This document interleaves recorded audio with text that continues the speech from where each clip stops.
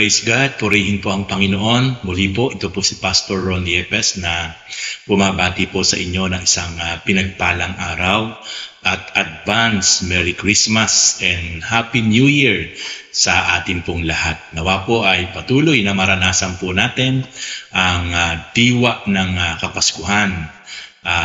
Patuloy po nating maranasan ang patuloy na pagkakaisa, pag-ibig at pagpapatawad sa bawat isa po na talagang mga anak ng Diyos at mga lingkod ng Diyos. At muli po, ako po ay patuloy na nagpapasalamat una sa lahat sa ating Panginoon Diyos.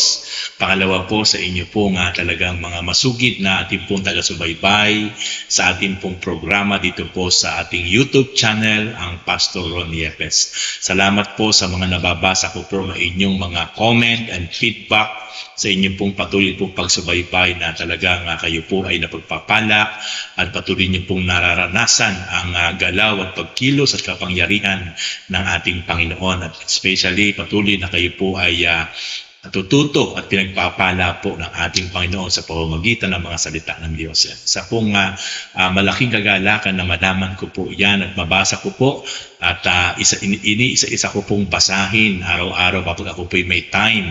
Yung po mga libreng mga oras ko po pagkatapos pong magministeryo sa loob at labas ng church ay talaga akin po lagi na chinecheck yung akin pong mga comment box po doon sa YouTube channel natin at lahat po yan ay binabasa ko at pinagtsatsagaan po nating replyan.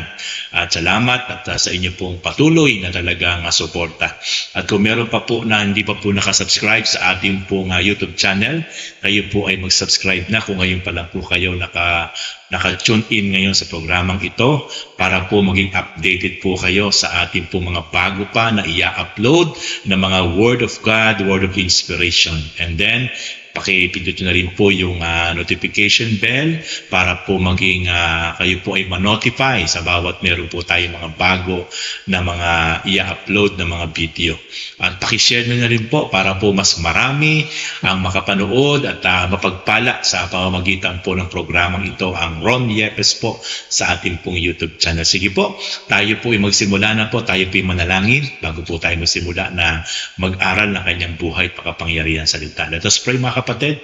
Panginoon, salamat sa pagkakataong ito, Father God. Muli po, magamit ng inyong lingkod ang YouTube platform worldwide. Panginoon, salamat sapagkat halos sa lahat ng panig ng daigdig ay inaabot po ng YouTube platform. Panginoon, o God, ang programang ito, Lord, patuloy po na napapanood sa iba't ibang dako ng Pilipinas and even, Panginoon Lord, sa iba't ibang kontinente ng mundong ito, Father God, Panginoon. Salamat po at patuloy muli po ako po ay nagpapakumbaba sa inyong Amang Banal. Patuloy po na po inyong gabayan, lakipan, i-anoint, Panginoon, ang inyong lingkod, ang aking labi, ang aking buong pagkatao. Gamitin niyo po ako, Father God, bilang spokesperson niyo, Panginoon, O God, bilang daluyan ng makapangyarihan salita upang patuloy po, Lord, ito po ay magsilbing inspirasyon, Panginoon, pagpapala sa bawat isang mga kapatid, babae at lalaki na makapanunood saan man silang dako ng Pilipinas and even saan man silang bansa, panugat, Lord, ngayon ay tunay nga pong maranasan po nila ang pagpapala at galaw at pagkilos niyo po, O God. Ito po ang aking dalangin, Father God, sa pangalan po ng Panginoon Jesus. Amen and amen. Praise God, purihin ang Panginoon. At muli po tayo po ay mag-aral na po at magbulay-bulay ng makapangyarihang salita ng Panginoon. Nais ko po na ibahagi sa inyo yung pong mula po sa aklat ng Jeremiah chapter 29 verse 11 up to verse 14. Ito po ay atin pong pagnilay-nilayin at atin pong pag-aralan at ito po ay maging silbing pagpapala sa ating pong lahat. Atin pong basahin ang sinasabi po sa Jeremiah 29 verse 11 up to verse 14. Ako lamang ang nakakaalam ng mga panukalang inihahanda ko para sa ikabubuti ninyo at para dulutan kayo ng pag-asa sa hinaharap. Verse 12. Kung maganap na ito, kayo'y tatawag, lalapit at dadalangin sa akin. At diringgin ko naman kayo. Ako'y hahanapin ninyo at masusumpungan. Kung buong puso ninyo akong hahanapin. Last verse. Oo, ako'y matatagpuan ninyo, sabi ni Yahweh, at ibabalik ko ang inyong mga kayamanan. Titipunin ko kayo mula sa lahat ng bansa at puok na pinagdalhan sa inyo at ibabalik sa dakong minulan ninyo bago kayo nabihag. Praise God! Ang Diyos po ang magpala at sa bawat isa pong nakapakinig sa kapagbasa ng kanyang buhay at makapangyarihan salita. Unang-una po mga kapatid, ang kinakausap po dito ng Panginoong Diyos ay hindi po lahat ng tao.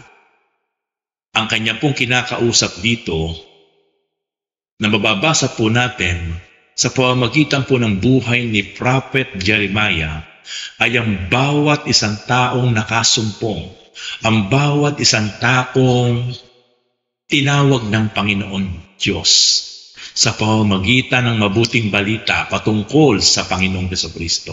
Ang mga taong ito na talagang nabuksan ang puso at isipan, lumapit sa Panginoon.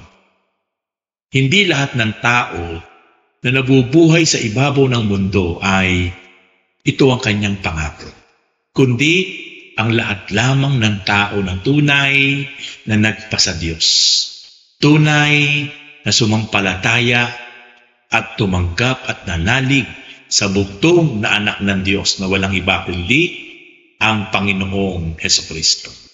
Kaya ang sabi niya doon sa Jeremiah 29 verse 11, ako lamang ang nakakaalam na mga panukalang inihanda ko para sa ikabubuti ninyo upang dulutan kayo ng pag-asa.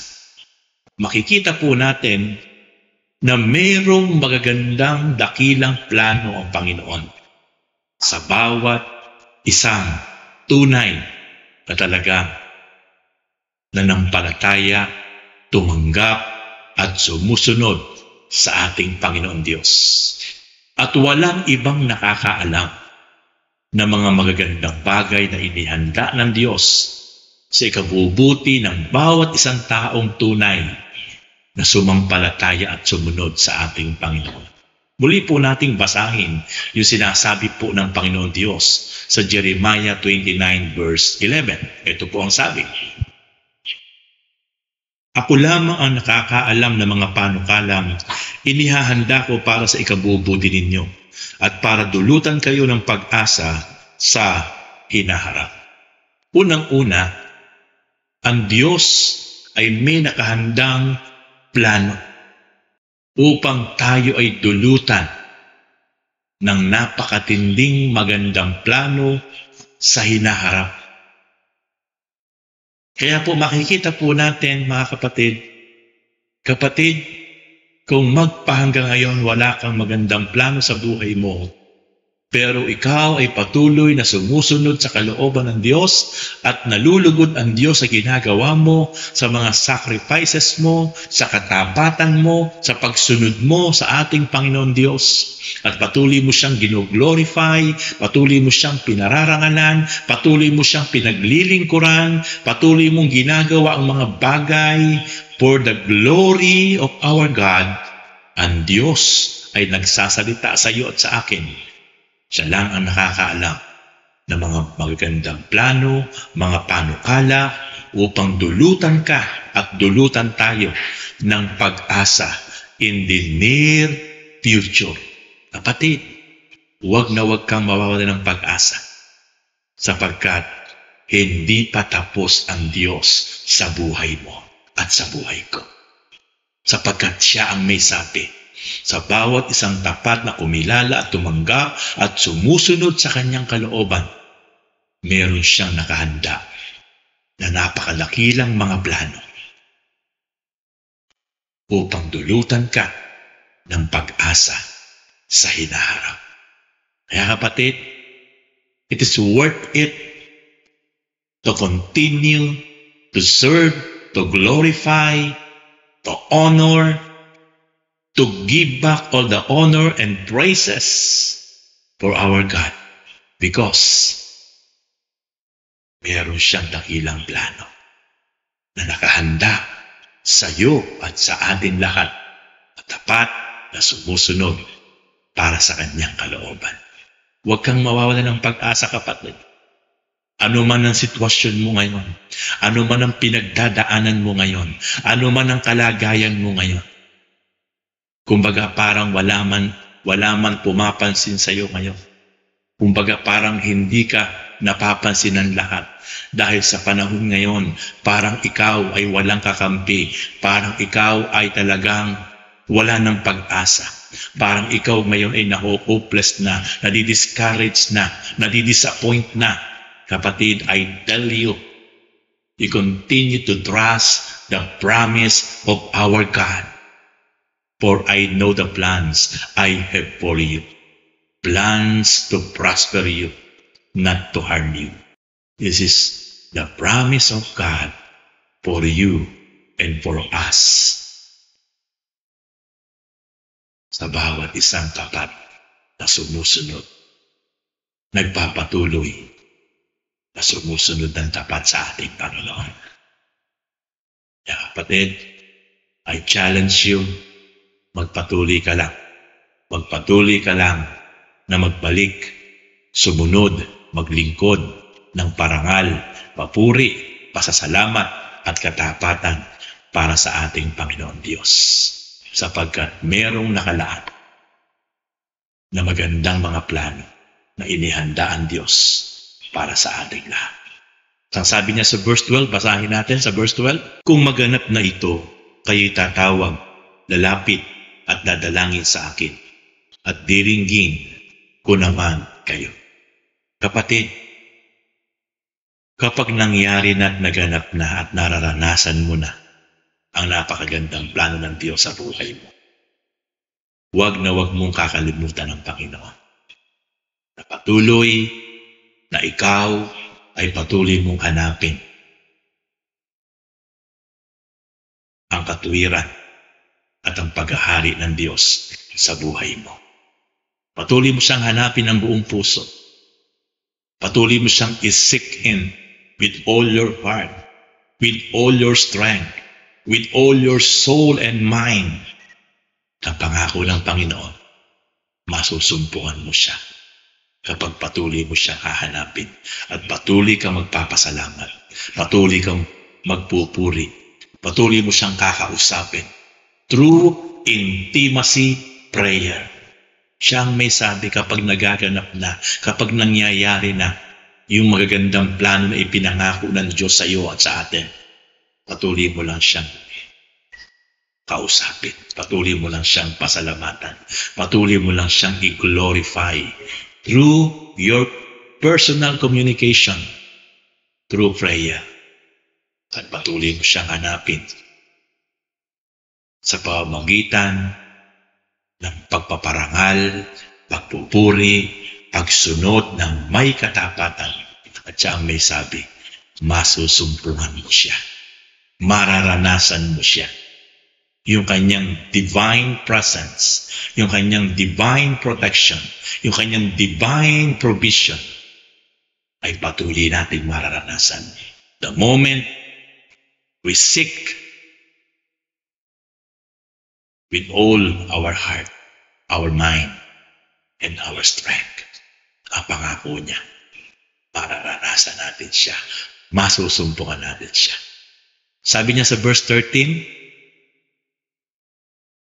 ako'y hahanapin ninyo at masusumpungan kung buong puso ninyo akong hahanapin. Ang pangako ng Panginoon, ang bawat isang hahanap sa Kanya ng buong puso, kaya ay masusumpungan. Pero kapag hindi buong puso ang paghanap sa ating Panginoon, never siyang masusumpungan. Pero ang pangako ng ating Panginoon, kapag buong puso siyang hinahanap, with seriousness, with intimacy, seek Him, the promise of our Lord, atin siyang masusumpungan, atin siyang mararanasan. Yan ang pinakamasarap na maranasan ng bawat isa pong tao na bubuhay sa ibabaw ng mundo. Ang masumpungan, ang maranasan, ang pagsama ang patnubay at gabay ng Panginoon sa bawat araw, bawat oras, bawat saglit ng ating buhay, in any kinds of circumstances, in any kinds of difficulties, trials, and problems. Pero kasama natin ang Panginoon. Siya ang may sabi, hindi kita iiwan, hindi kita pababayaan. I will never leave you, I will never forsake you. Sasamahan kita, gagayabayan kita, tutulungan kita, papatnubayan kita. Praise God. Kaya ang sikreto po para matagpuan natin ang ating Panginoon, kung hahanapin natin siya ng buong puso, siya'y ating masusumpungan. At kapag nasumpungan natin ang ating Panginoon, lahat ng ating gagawin, tayo ay pagtatagumpayin ng ating Panginoon sapagkat kasama natin siya. God is with us. Whatever you do, God is with us. Kapag siya ang lagi nating kasama, lahat ng ating pasisimulan, lahat ng ating gagawin, tayo ay mananagumpay sapagkat ang Panginoon ang kasama natin. Praise God. And then last verse, Jeremiah 29 verse 14. Oo, ako'y matatagpuan ninyo, sabi ni Yahweh, at ibabalik ko ang inyong mga kayamanan. Titipunin ko kayo mula sa lahat ng bansa at puok na pinagdalhan sa inyo at ibabalik sa dakong minulan ninyo bago kayo nabihan. Praise God. Glory to God. Kapatid, kapag nasumpungan natin ang ating Panginoon, dahil sa ating masugid na paghahanap, with humble heart, with sincerity, with seriousness, with faithful seek-in, kapag ating siyang nasumpungan, ang pangako ng Panginoon, lahat ng nawala sa iyo, lahat ng nawala sa atin, na inagaw ni Satanas, ang pangako ng Panginoon, I will give you, I will give back to you. Lahat ng nawala sa atin, ibabalik ng Panginoon. At kapag binalik ng Panginoon lahat ng nawala sa atin, sabi ng Lord, lahat ng iyan ay patuloy na magagamit natin to give back all the honor, praises, our Lord. Gamitin natin for the glory of our God. Gamitin natin ayon sa kanyang kalooban. Lahat ng mga bagay na ninakaw ni Satanas sa ating buhay, ibabalik yan ng Panginoon. Pangako yan kapag hinanap natin ng masugid, tapat, at may kapakumbabaan ng Panginoon at nasumpungan natin siya, sabi niya, ibabalik ko sa inyo ang inyong kayamanan. At ibabalik ko kayo kung saan kayo nagmula. Titipunin ko kayo. Praise God. Glory to God. Kaya kapatid, sa oras na ito ang mabuting balita. Ito ang matinding pangako ng Diyos sa bawat isa na tunay nga na dumadaan in any kinds of difficulties, any kinds of trials and problems. Tapat ang Diyos sa bawat isang nagtatapat sa Kanya.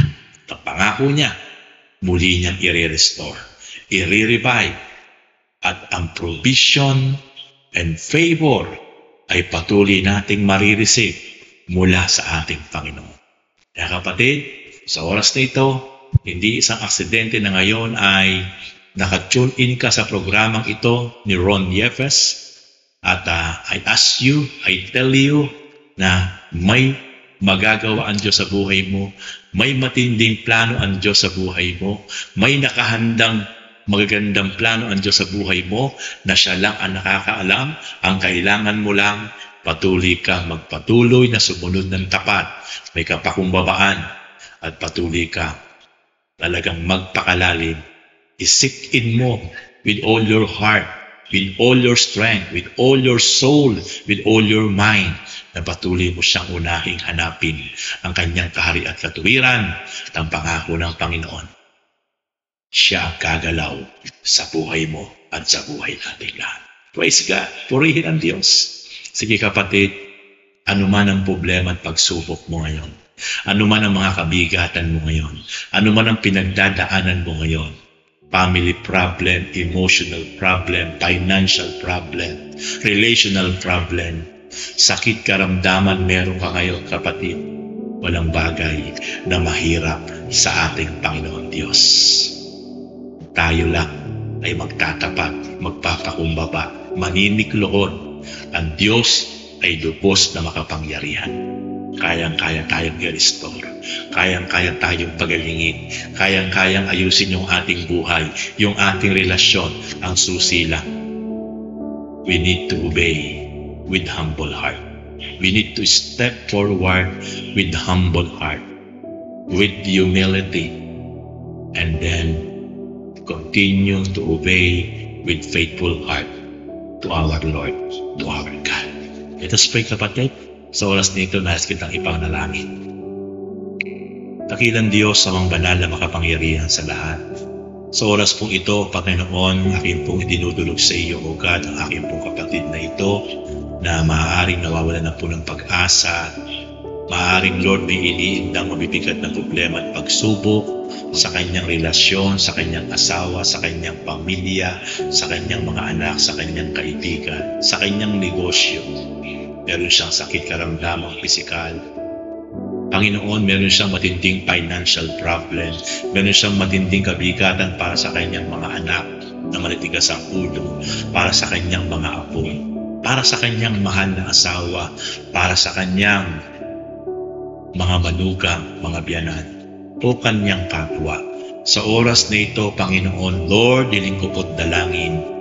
We lift unto you, Panginoon, O God, in the name of Jesus Christ. Lord, gumalaw kayo't kumilos, Panginoon, sa lahat ng mga pinagdadaanan ng aking mga kapatid na ngayon po ay sumasabay sa panalangin ito na kayo po't nakapikit at nag-a-agree na mayroon kayong magagawa sa buhay nila sapagkat walang bagay na mahirap sa inyo, Panginoon. Praise God. Ito po hinihiling ko po, O God, Lord, ang favor, ang provision, ang restoration and revival sa buhay ng bawat isa, Panginoon, sa oras na ito.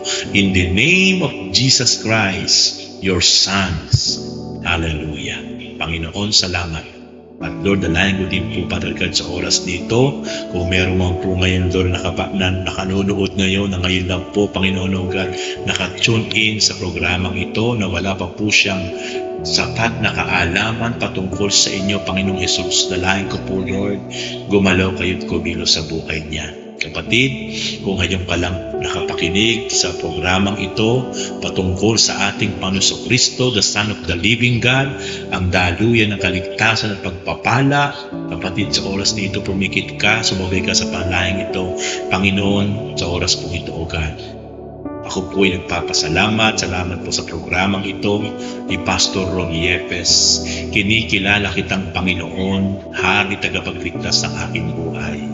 Lord, patawarin niyo po ako sa aking mga nagawang kasalanan. Ako po'y nagsisisi at handa ko pong talikuran ang lahat ng aking nagawang kasalanan. At tinatanggap kita bilang personal Lord and Savior ng aking buhay. Mula po sa oras nito, ikaw na po ang maghari. Ikaw na po ang masunod sa buhay ko. At Lord, isulat niyo po ang aking pangalan dyan sa langit, sa aklat ng buhay. Salamat po, Lord. Hugasan niyo po ng banal na dugo ang aking pong buong pagkatao, isip, puso at espiritu at kaluluwa. At patuloy po, Lord, salamat sa buhay na walang hanggan at kaligtasan sa pamamagitan po ng aking pananampalataya at pagtalikod sa kasalanan. In Jesus' name. Ako na pong nanalangin. Lord, maraming salamat po sa oras na ito, Father God, sa bawat isa ngayon po ay nakatune in at nanonood.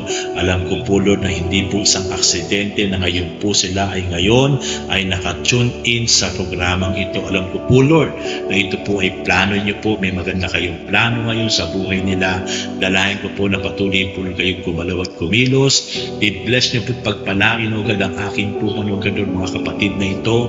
Saan man silang panig ng bansang Pilipinas, Luzon, Visayas, Mindanao, at saan man sila ngayon panig ng mundo, Father God, sa Asia, America, Europe, Africa, Lord God, Australia, Canada. Panginoon, gumalaw kayo, kumilos sa Middle East.